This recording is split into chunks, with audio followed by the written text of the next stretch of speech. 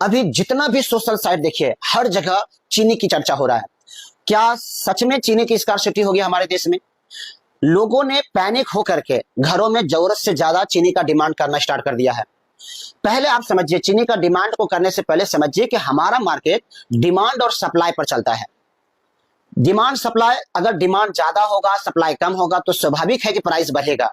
Demand ज्यादा supply कम होने का क्या मतलब हो गया कि अगर डिमांड 100 केजी है और सप्लाई 80 केजी है तो स्वाभाविक है कि सप्लाई कम है, मार्केट में चीनी कम है, मांगने वाला ज्यादा है तो प्राइस ज्यादा होगा ही।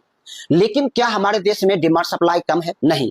समझिएगा, पूरे देश में चीनी का एक साल में खपत लगभग 285 लाख टन है और चीनी का प्रोडक्शन 306 लाख इस साल हुआ है। वैसे सरकार का अनुमान था कि 343 लाख इस साल प्रोडक्शन होना था, लेकिन 306 लाख हुआ है। तो क्या दिक्कत है? 306 लाख अगर टन प्रोडक्शन होता है, 306 लाख टन चीनी का प्रोडक्शन हुआ है तो कंजम्पशन कितना हुआ, खपत कितना था? 277 या 285 लाख लगभग। तो 285 लाख अगर हमारे यहाँ चीनी का खपत है तो कम ही तो खपत है। अभी तो हमारे पास अगर जो पिछले साल का स्टॉक और इस साल का स्टॉक मिला दिया जाए तो लगभग 50 लाख टन हमारे सरकार के पास चीनी नहीं है, लेकिन हमारे देश में चीनी अवेलेबल है।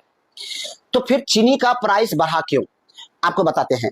जितना भी चीनी मिल वाला है उसको जितना सप्लाई करना था वो सप्लाई उतना किया नहीं, और जितना भी व्यापारी लोग है, बड़े बड़े व्यापारी लोग है, वो लोग भी बहुत अच्छी तरीके से मार्केट में सप्लाई नहीं कर रहा है, स्टॉक को बढ़ा रहा है।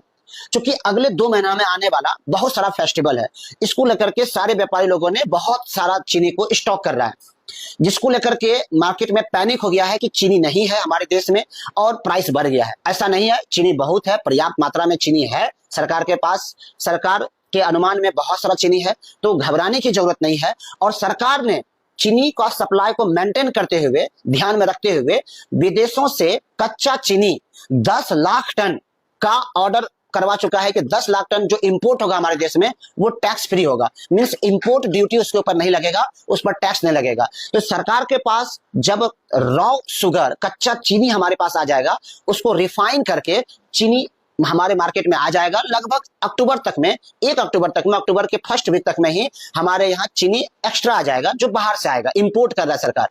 तो जब हमारे यहाँ चीनी आ जाएगा तो जितना खपत है उससे ज्यादा अवेलेबल चीनी होगा, तो स्वाभाविक प्राइस नहीं बढ़ेगा। और जब प्राइस नहीं बढ़ेगा तो आपको पैनिक होने की जरूरत नहीं है, प्राइस घटेगा ही, ना कि बढ़ेगा। धन्यवाद।